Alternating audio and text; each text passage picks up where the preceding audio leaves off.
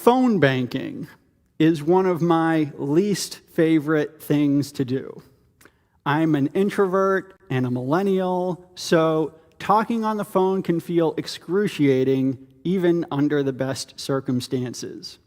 My favorite part of phone banking is when no one picks up. Just because a task is essential to my purpose doesn't mean I want to do it. The thought that kept me going through months of phone banking leading up to the general election and the Senate runoffs was that if we were successful, we could make Joe Manchin the most powerful person in American politics. Thankfully, though, this is not my work or anyone's work to do alone.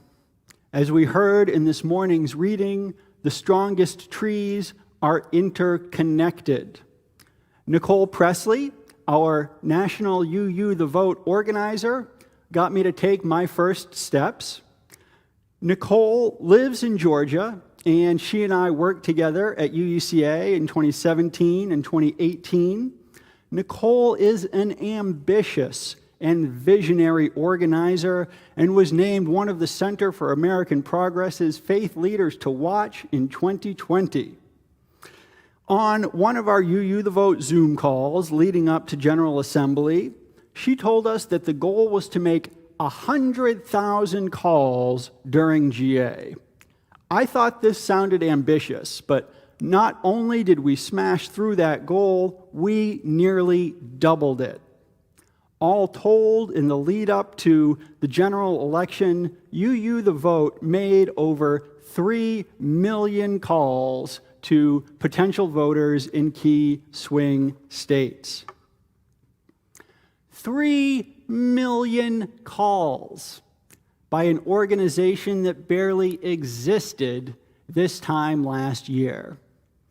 The world is changing around us, and we need new, nimble, fluid organizations. Italian Marxist philosopher Antonio Gramsci wrote, "The old world is dying, the new world struggles to be born. Now is the time of monsters." 3 million calls. How was that volume possible? There is an elegant metaphor in the ThruTalk dialer system that made it possible. If you've done phone banking for a political campaign or cause in recent years, you may have noticed that auto dialer programs can be very erratic in terms of how long it takes to connect you with voters. That's because the speed of the dialer program depends on how many people are using it at a given time. If there's one person doing phone banking, the auto dialer will make one call at a time, and if the person picks up, connect them with the phone banker, and if not, move on to the next number. But if you have about 10 or more people phone banking all at the same time, the dialer can make dozens of simultaneous calls, knowing that if multiple people pick up at the same time, there will be multiple phone bankers available to talk to them at the same time. What this means in practice is one person using ThruTalk can make about 20 calls in an hour, but 10 people using ThruTalk can make about 2,000 calls in an hour. Between 1 and 10 callers, the quantity of calls they can make does not increase linearly, it increases exponentially. I love this as a metaphor for how much we can achieve together. Experience and received wisdom bear out that the maximum impact of 10 volunteers is exponentially greater than 1 volunteer. This principle could not have been more clear during UU the Vote. The most stressful but ultimately satisfying moments came when a couple of our phone banks in October and November had so many callers that we literally broke the dialer system. On our phone banks to Wisconsin and Florida, we had 150 people making calls all at the same time, and the system shut down after 45 minutes because it couldn't handle all of us at once.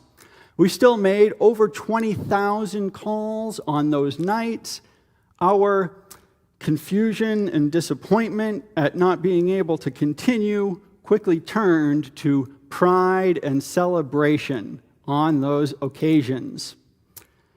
In jubilant moments like these, UU the Vote became not just a civic experience for many of us, but a spiritual one. These instances of collective despair turning to joy strengthened my belief in our faith tradition. They reminded me why I believe that though the moral arc of the universe is long, it bends towards justice. In Octavia E. Butler's The Parable of the Sower and The Parable of the Talents, protagonist Lauren Oya Olamina says, "Belief initiates and guides action, or it does nothing." Butler, who was quoted in UUCA's November devotional readings, was a pioneer and a prophet in the fields of speculative fiction and Afrofuturism.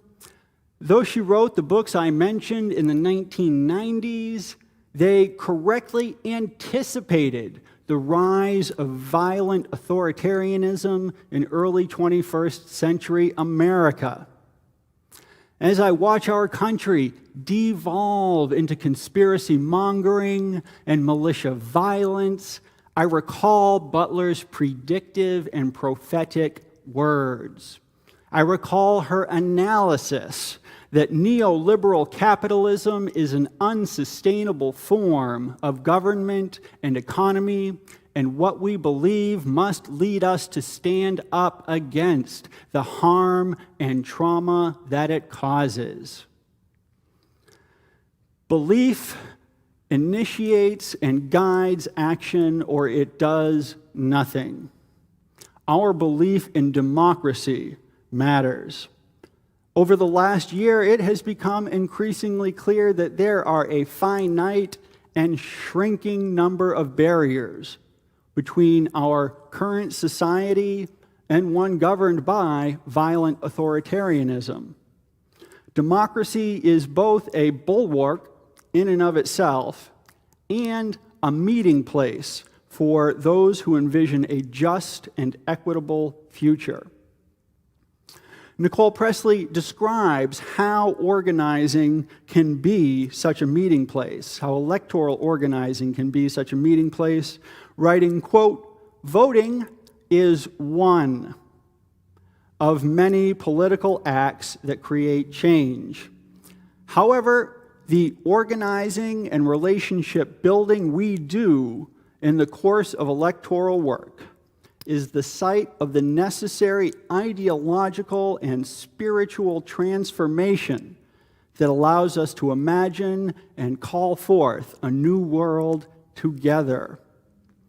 Faith communities have a moral mandate to facilitate caring and cooperative relationships, to reach beyond the walls of our congregations in order to move hearts and minds in service to justice and liberation. Electoral work is not an end in and of itself. It is a springboard for the relationship building necessary to our larger goals. UU the Vote is modeling how relationship building can be a site of spiritual and ideological transformation.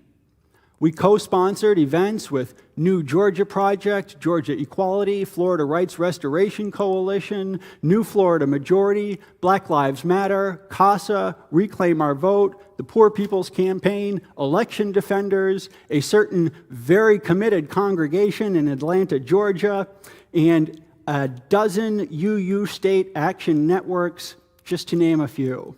We surveyed the landscape and sought movement partners who will help us to live into our values. Movement partners who prioritize not exploitation, but reparation, not domination, but restoration, not misappropriation, but loving co-creation, not profitability, but equitability, not fearful reaction, but caring compassion, not austerity and scarcity, but interdependence, transcendence, and abundance.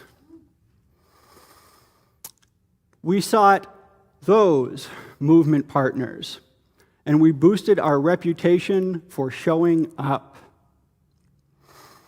These networks, these connections to one another, to our congregations, to the organizations and institutions of our faith tradition, and to the vanguard of the modern movement for justice and liberation are crucial. Our world is in a liminal period with high degrees of uncertainty and rapid change. The relative value of intersubjective trust, of knowing who you can rely on, is higher in times like these. We're faced with new situations. To adapt in a timely manner, we have to know who to trust and how to be in relationship with them. In such periods of high uncertainty and rapid change, one needs an iterative structure, a praxis model that says to continually repeat the cycle of plan, act, reflect, and adjust. We have to engage in what Gramsci called a critical self-reflection. That's why each stage of UU the Vote is both a tool for action and for learning. Last year, there was a UU the Vote summer organizing school, and currently, there is a cohort taking beloved conversations so we can learn to embody racial justice as a spiritual practice. Coalitional civil rights organizing is especially needed here in the South. The National Center for Responsive Philanthropy recently issued a series of reports entitled As the South Grows, detailing how, over the previous decade, organizers in the South received less than 1/10 the national per capita average grant funding. It's our responsibility as Georgians to advocate to our Unitarian Universalist Association and other national organizations to invest money and attention in our region. Our ability to do things like build liberatory partnerships in the South is why relational organizing plays to our strengths as Unitarian Universalists. Relational organizing posits that folks are more likely to respond to a call to action from someone with whom they already have a relationship. It asks us to take the sometimes uncomfortable step of leveraging our personal networks and connections for the sake of amplifying collective calls to action. Unless we doubt the power of relational organizing, let us look to our own faith tradition. Relationships in the abolitionist movement led to Unitarians Theodore Parker, Samuel Gridley Howe, and Thomas Wentworth Higginson, financially supporting John Brown's raid on Harper's Ferry in 1859. The lay-led Unitarian fellowships planted across the South in the 1940s, counted among their memberships most of the attorneys who worked with Martin Luther King Jr. in Montgomery, Alabama in 1955. In 1965, King appealed to clergy from across the country to join him in Selma, Alabama. Every UU minister received a call from our Unitarian Universalist Association or Ministers Association asking them to either go to Selma or pay another minister's way to go to Selma. These ministers had pre-existing relationships that created the trust necessary in such risky and ultimately deadly circumstances. Ministers Richard Leonard and Gordon Gibson report writing their wills before they went to Selma because it was more important to them to go than to come back. The ministers going to Selma had legitimate concern. They knew activist Jimmy Lee Jackson had been killed in Alabama the month before. 3 days after arriving in Selma, Minister James Reeb was killed by white supremacists. 14 days after that, UU lay leader Viola Liuzzo was assassinated by the KKK in cooperation with FBI informant Gary Thomas Rowe, who had earlier that day informed the Bureau of Violent Plans. In an effort to deflect attention from the FBI's role in the killing, J. Edgar Hoover spread disinformation to the press and politicians about Liuzzo's drug use, political allegiances, and relations with African American civil rights activists. The relationships we build in spiritual community must give us the courage to stand up against violent white supremacy. We as UUs are well situated for relational organizing because we are a relational faith, affirming not just acceptance of one another, but interdependence upon one another. Affirming that none of us are free until all of us are free because of that interdependence. UU the Vote is a site of expanding and deepening those relationships, of getting to know the black and brown leaders who will be issuing this generation's call to Selma. Our partners have noticed that we are showing up when needed and bringing trained and organized volunteers. We as UUs have once again enhanced our reputation. Now it is time for us to live up to it and live into it. Relational organizing asks us to learn from those with whom we are in partnership, to be willing to be changed by our encounters. That takes reflection and processing.